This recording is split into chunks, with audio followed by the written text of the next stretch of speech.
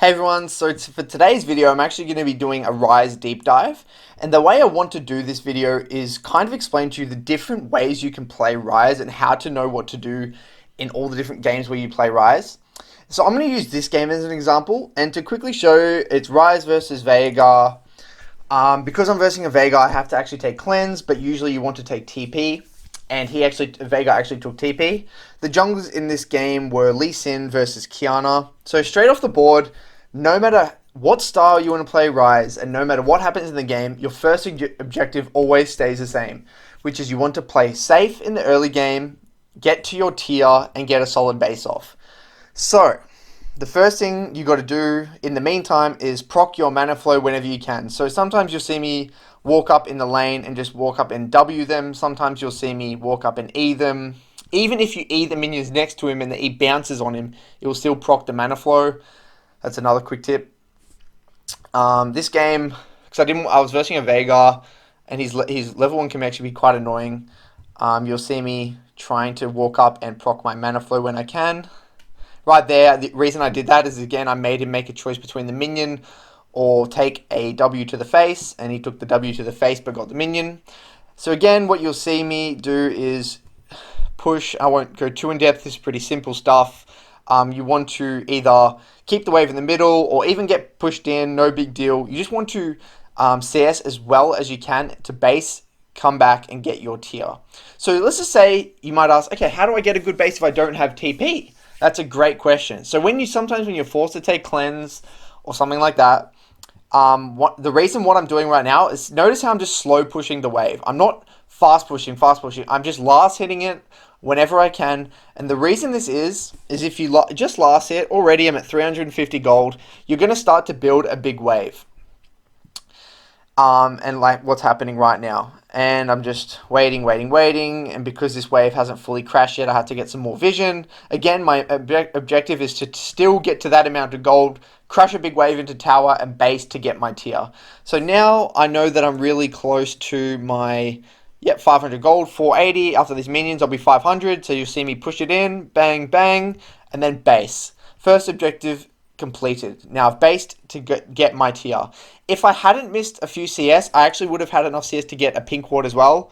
I actually greeted and didn't stay into base to get pink because I wanted to get back into lane and not miss any CS.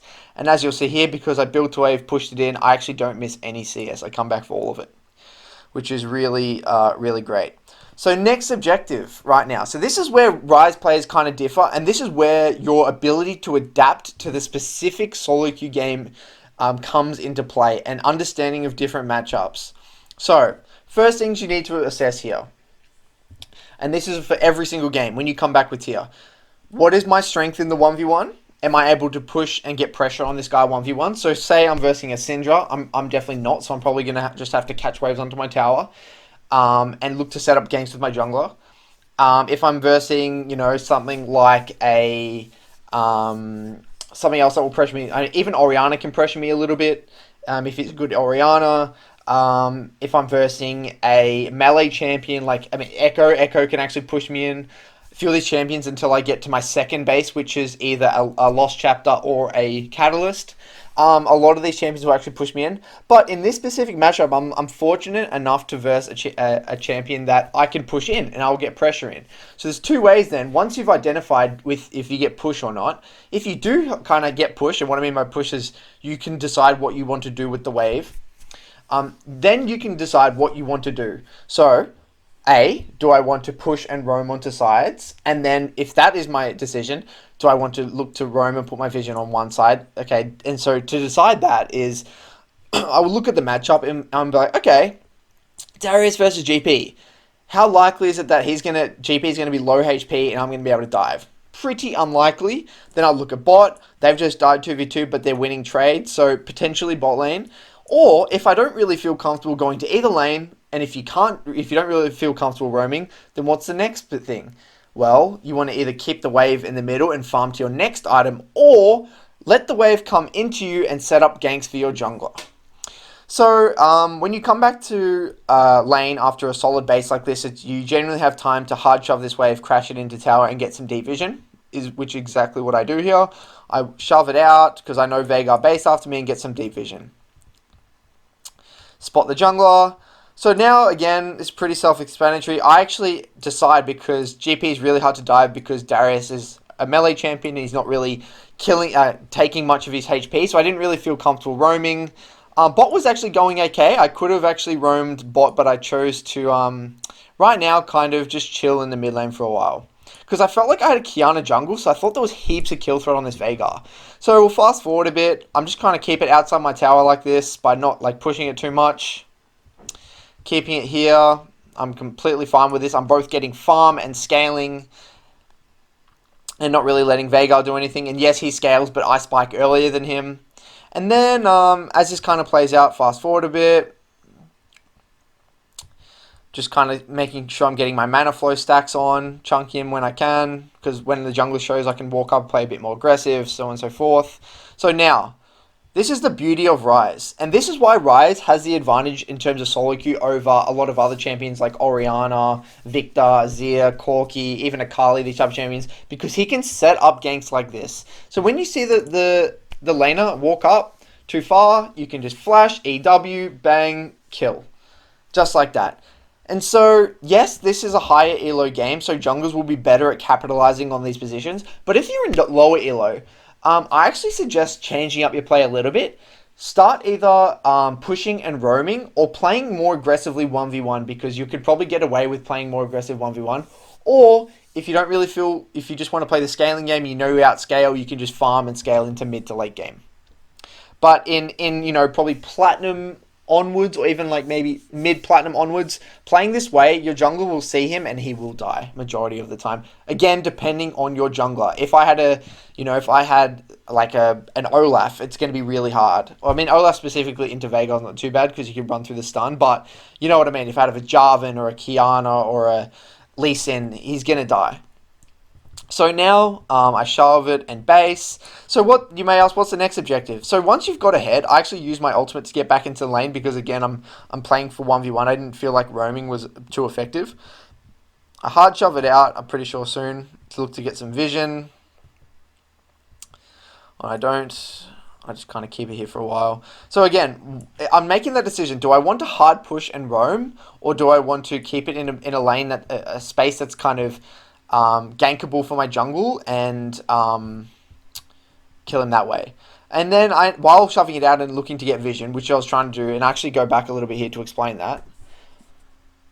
Where is it here? So here, when you say you want to get vision out, instead of just letting him push you in, and this is actually something I recommend if you want to set a tip, if you want to set up ganks, don't just sit here and wait for ganks. A lot of the time, especially if you have a pink ward, use your mana on the wave, hard shove it in, walk into river, get a pink, and that will give your jungler the information, your team the information that there's no wards there. So it's easier to set up ganks, and especially on Ryze, and since your gank setup's so good, that's something you want to do, and that's what I was actually trying to do here. But unfortunately, the wave that I was trying to do it on, Lee Sin's already here, and I have to blow my cleanse.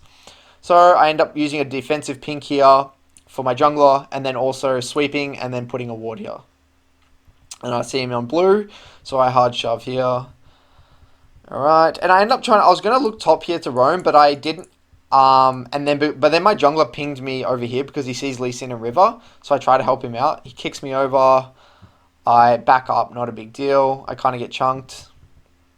So then I see Veigar overextended, so I walk up and E-root, and then he just dies to my jungler again, which is pretty standard stuff here. Again, I should shove and look to reset. Now, what do? Now that I'm pretty far ahead, once you've got to kill 1 or 2 times, you generally don't want to keep freezing in a way. You kind of want to look to push and get a little bit more pressure out on the map. So then you'll start to see me look to do these type of things, like to start to move into river, look to use my ultimate into sides. But he already dies. Push. See, notice how I'm pushing a lot more now because I want to like do things. I want to like start impacting the map. And so I move into bot river here because I see some things going on. And I was actually going to look to clean up their bot lane with my ult, but he ends up dying already, so I didn't really need to do anything. And this is a neat tip as well. When you're playing champions that are better in the river, say, champions that have a little bit more mobility or a little bit more hard CC versus champions like Orianna, they don't want to walk into river, Victor, all these champions, you can just sit in the bushes like this, and when they try to follow you, they just get caught. like this, and you can get a really nice chunk because they don't want to walk into river. And this is exactly like in my deep dive on Victor. Veigar, even if I walk into river, he's scared. He doesn't want to follow me, and if he follows me, he's just gonna die. So this is a perfect example of like the strength of Ryze and how to abuse it. I'm being aware. I'm like, okay, if I move into river and he follows me, I'm just gonna chunk you. So and then I just look to. I'm constantly just trying to look to shove now. So notice how I'm playing a lot more aggressive than I was playing before. Push, push, push, because I want to look to roam. And now, look, I'm just getting to all these fights first. Veigar just has to respond. He can't even walk into river in a way. I'm here constantly looking to R. And then, I actually was going to R here, but I thought that Kiana would just brute him, but he ends up flashing out. He ends up dying anyway. But notice here, Veigar can't really do anything. And the team can't fight because I'm just here. So this is, again, the strength of playing Ryze into one of these mages that can't roam into river. And this is how you abuse it. Once you get to a point where you've got your tier, your catalyst, you're starting to get a bit strong, you've set up those kills in the meantime, this is when you can start to make these sort of plays. Help my jungler do this. Shove, shove, shove. Shove, shove, shove. And again, constantly leaning. And this is like when on my TF video. See how I lean out of vision here? They don't know where I am. It's exact same for Ryze. And this is why he's such a hybrid. He's a scale into mid to late game with team fights, but he can also pressure mid game and early to mid game with his ultimates. Because his ultimate range level 1 is so strong now. So this is exactly like TF. To sit here on the side, base, and they don't know what you're doing. And actually, a caveat to this. A tip, if you want to get a base off, because I remember at the moment I had a lot of gold, I had 1200 gold, I could finish my Rod of Ages. What you should look to do is hard shove the wave like this, bang, and then walk in, and it looks like you're roaming, but you're actually basing. So in the meantime, they're pinging, they're doing all these things, they're scared, but I'm already just basing, so I'm just gonna get huge tempo on Veigar. So what I do, I come back to lane, I've reset, I've got my Rod of Ages. And then I end up catching, pretty sure I end up catching Veigar and River here. Because his roam's not good. And look, Veigar's trying to roam, but he just can't roam. And he's not, because he feels guilty because his team's like getting shit on, kind of. And he's not really putting any pressure on the map. And this exact moment right here, this is what I mean by a champion that's better in solo queue. Notice here, so if I'm playing Ori or Syndra, some of these other champions, I would just hit this tower here a lot of the time. I mean, I may just hit this tower. But because I'm Ryze, I feel very comfortable now because I have a level 2 ultimate. I have such a big gap closer to be able to roam onto sides. So instead of hitting tower, I just lean into top here. And as soon as they show top, I can just ult. And he thinks he's safe because his jungler's nearby, but I just ult. And then we kill GP here. And this is what you want to do like I said, once you start getting a little bit stronger on Ryze. Pushing and moving. Pushing and moving. And this is how you push your lead when you play Ryze as well. Help him get Rift Herald. I go back mid, push, push, push.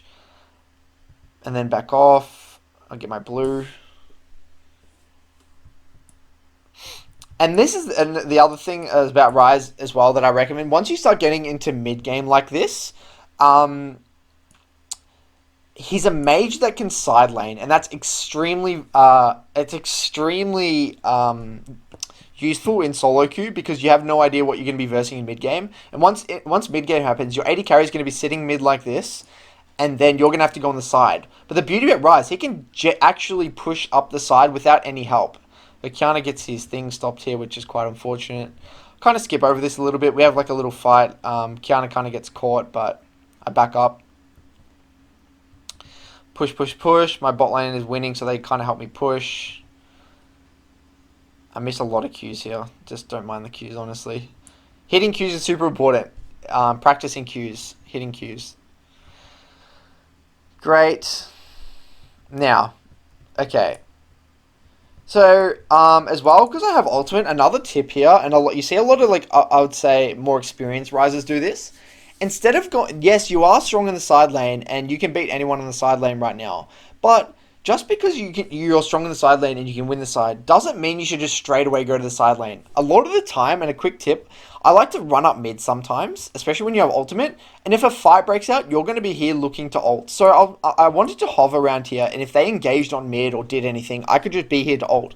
And sometimes I can walk up straight mid, and look to ult them under tower and like go for a kill if I see someone on the enemy team on the side lane. Then I know we have a man advantage. So this is just more about figuring out ways to impact the map, but I kind of walk mid just to ensure that we get mid tower here and look for a play if something happens. Stick around, and then we end up looking for a kill. I think we end up killing, yeah, I end up killing Thresh here. And we end up keep pushing. And now I think I just decide, I wanted to go back top there, but Ezreal ends up TPing top. And then I end up dying here because Veigar's Twin Shadows kind of catches me off guard. So let's skip a little bit here. So this is the last thing I want to cover on. This is the last thing I want to cover on playing Ryze. Is once you get to this situation, it's 20 minutes. It's mid game. They're sieging mid. If I'm any other champion in the side lane here, I'm forced to group no matter what. But because I'm playing Ryze, I can get this farm, and if my team dies, I don't have to instantly go back to help the team. I can push, then I can lean, and if I feel that they're going to overextend, I can look to then ult in. And look at this. I'm able, and what this does is this gets you so far ahead of so many other mid laners that can't side lane because you're getting waves that they're not, and then you can just do this. Then I'm like, all right, well, while your mid lane is responding to waves, I can just walk in and help set up a kill, and then we end up killing GP here. So it's all about then, once you get into mid game, pushing sides and looking to use your ult to move to fights. That's like kind of your next objective once it gets to mid game. So now it's pretty easy. We start like cleaning up these fights. And Ryze scales extremely well, and especially if you get early kills on Ryze, it gets kind of out of control because you're so tanky, and your team fighting's insane.